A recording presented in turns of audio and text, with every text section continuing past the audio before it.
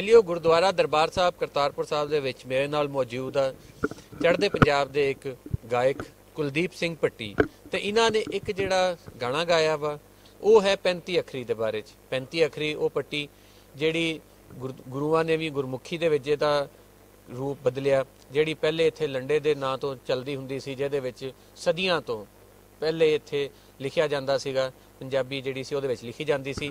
ਤੇ ਉਹ ਜਿਹੜਾ ਸੌਂਗ ਆ ਉਹ ਗਾਣਾ ਵਾ ਉਹ ਅਸੀਂ ਗੀਤ ਇਹਨਾਂ ਦੇ ਕੋਲੋਂ ਸੁਣਦੇ ਹਾਂ। ਹਾਂਜੀ ਕੁਲਦੀਪ ਜੀ ਜ਼ਰਾ ਸਾਡੇ ਨਾਲ ਵੀ ਗੀਤ ਜਿਹੜਾ ਸਾਂਝਾ ਕਰੋ।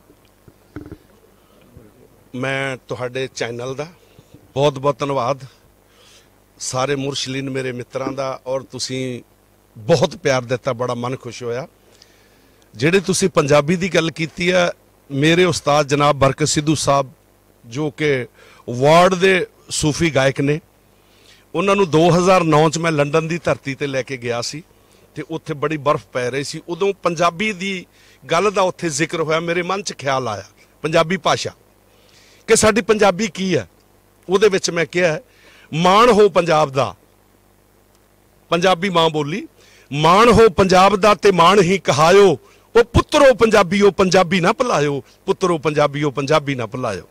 ਪੰਜਾਬੀ ਦੀ ਪਹਿਲੀ ਲਾਈਨ ਊੜਾ ਆੜਾ ਈੜੀ ਸੱਸਾ ਹਾਹਾ, ਇਹਦਾ ਮਤਲਬ ਇਹ ਨਹੀਂ ਵੀ ਊੜਾ ਊਠ ਤੇ ਆੜਾ ਅਨਾਰ, ਇਹਦਾ ਮਤਲਬ ਊੜਾ ਓਟ ਗੁਰੂਆਂ ਦੀ, ਆੜਾ ਅਰਦਾਸ ਨਾਲ, ਈੜੀ ਏਕ ਓੰਕਾਰ ਸੱਸਾ ਸਤਿ ਸ੍ਰੀ ਅਕਾਲ, ਹਾਹਾ ਹੱਥ ਬੰਨ ਫਤਿਹ ਤੁਸੀਂ ਸਭ ਨੂੰ ਬੁਲਾਇਓ, ਉਹ ਪੁੱਤਰੋ ਪੰਜਾਬੀਓ ਪੰਜਾਬੀ ਨਾ ਭੁਲਾਇਓ। ਉਸ ਤੋਂ ਅੱਗੇ ਕੱਕਾ ਖੱਖਾ ਗੱਗਾ ਘੱਗਾ ngੰਗਾ, ਇਹਦਾ ਮਤਲਬ ਕੱਕਾ ਕੰਮ ਕਾਜ ਕਰੋ।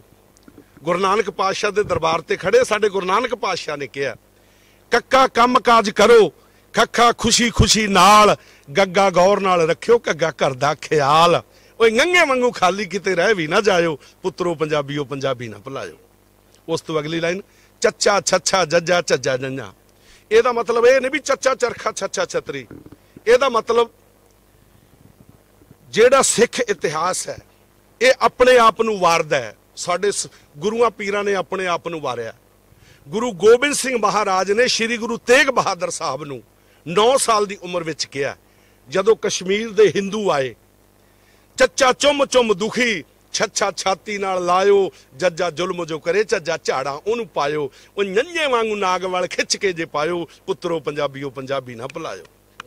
ਉਸ ਤੋਂ ਅੱਗੇ ਟੈਂਕਾ ਠੱਠਾ ਡੱਡਾ ਢੱਡਾ ਨਾਣਾ, ਇਹਦਾ ਮਤਲਬ ਟੈਂਕਾ ਟੌਰੇ ਵਾਲੀ ਪੱਗ ਤੁਹਾਡੇ ਵੱਜੀ ਹੈ, ਟੈਂਕਾ ਟੌਰੇ ਵਾਲੀ ਪੱਗ, ਠੱਠਾ ਠੁਮਕਾ ਨਵਾਬੀ, ਡੱਡਾ ਡਗਾ ਜਦੋਂ ਲਾਉਂਦੇ ਢੱਡਾ ਢੋਲ ਤੇ ਪੰਜਾਬੀ, ਓਏ ਨਾਣਾ ਬੜਾ ਸਾਊ ਇਹਨੂੰ ਨਾਲ ਹੀ ਨਚਾਇਓ, ਪੁੱਤਰੋ ਪੰਜਾਬੀਓ ਪੰਜਾਬੀ ਨਾ ਭੁਲਾਇਓ। ਉਸ ਤੋਂ ਅੱਗੇ ਟੈਂਕਾ ਠੱਠਾ ਡੱਡਾ ਢੱਡਾ ਨਾਣਾ, ਉਸ ਤੋਂ ਅੱਗੇ ਤੱਤਾ ਥੱਥਾ ਦੱਦਾ ਧੱਦਾ ਨਾਨਾ। ਗੁਜਰੀ ਮਾਤਾ ਸਾਹਿਬਜ਼ਾਦਿਆਂ ਨੂੰ ਲੈ ਕੇ ਠੰਡੇ ਬੁਰਜ ਵਿੱਚ ਬੈਠੀ ਬੱਚਿਆਂ ਨੂੰ ਕਹਿ ਰਹੀ ਹੈ ਤੱਤਾ ਤੂੰ ਹੀ ਕਹਿਣਾ, ਉਹਨਾਂ ਨੂੰ ਪਤਾ ਕਿ ਸ਼ਹੀਦ ਹੋ ਜਾਣਾ ਹੈ। ਤੱਤਾ ਤੂੰ ਹੀ ਕਹਿਣਾ, ਥੱਥਾ ਥਿੜਕ ਨਾ ਜਾਇਓ, ਦੱਦਾ ਦੁਨੀਆ ਦਾ ਦਾਤਾ ਧੱਦਾ ਧਿਆਇਓ ਫਲ ਪਾਇਓ, ਨੰਨਾ ਨਾਨਕ ਦਾ ਨਾਮ ਹਰ ਪਲ ਹੀ ਧਿਆਇਓ, ਉਹ ਪੁੱਤਰੋ ਪੰਜਾਬੀਓ ਪੰਜਾਬੀ ਨਾ ਭੁਲਾਇਓ।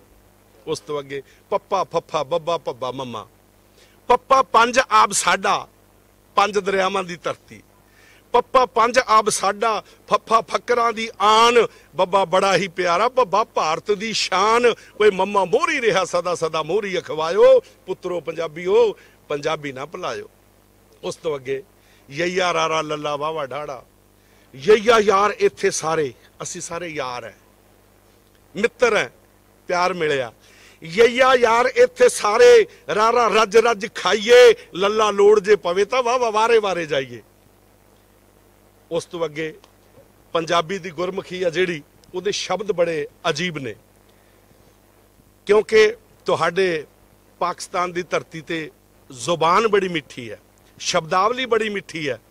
ਕੋਸ਼ਿਸ਼ ਕੀਤੀ ਹੈ ਪੰਜਾਬੀ ਬੋਲੀ ਕੀ ਹੈ, ਸੱਸਾ ਸੱਸੇ ਪੈਰ ਬਿੰਦੀ ਸ਼ਿਵ ਸ਼ਾਇਰ ਵਰਗੀ, ਖੱਖਾ ਖੱਖੇ ਪੈਰ ਬਿੰਦੀ ਮੰਗੀ ਖੈਰ ਵਰਗੀ, ਗੱਗਾ ਗੱਗੇ ਪੈਰ ਬਿੰਦੀਏ ਗੁਮਾਨ ਵਰਗੀ, ਜੱਜਾ ਜੱਜੇ ਪੈਰ ਬਿੰਦੀਏ ਜ਼ੁਬਾਨ ਵਰਗੀ, ਫੱਫਾ ਫੱਫੇ ਪੈਰ ਬਿੰਦੀ ਫਨਕਾਰ ਵਰਗੀ, ਲੱਲਾ ਲੱਲੇ ਪੈਰ ਬਿੰਦੀ ਲਲਕਾਰ ਵਰਗੀ, ਓਏ ਭੱਟੀ ਕਹੇ ਬੋਲੀ ਨਾਲ ਦਗਾ ਨਾ ਕਮਾਇਓ, ਪੁੱਤਰੋ ਪੰਜਾਬੀਓ ਪੰਜਾਬੀ ਨਾ ਭੁਲਾਇਓ, ਪੁੱਤਰੋ ਪੰਜਾਬੀਓ ਪੰਜਾਬੀ ਨਾ ਭੁਲਾਇਓ। ਕਿਆ ਸੋਹਣਾ ਕਲਾਮ ਲਿਖਿਆ ਤੇ ਕਿਆ ਸੋਹਣਾ ਇਹਨਾਂ ਦੀ ਆਵਾਜ਼ ਆ। ਤੇ ਬਹਰਹਾਲ ਕਿਸੇ ਟਾਈਮ ਇਹਨਾਂ ਨੂੰ ਉੱਦਾਂ ਵੀ ਸੁਣਾਂਗੇ ਤੇ ਪੂਰਾ ਗਵਾ ਕੇ ਸੁਣਾਂਗੇ ਤੇ ਇਹਨਾਂ ਨਾਲ ਵੀ ਮੁਲਾਕਾਤ ਹੁੰਦੀ ਰਹੇਗੀ।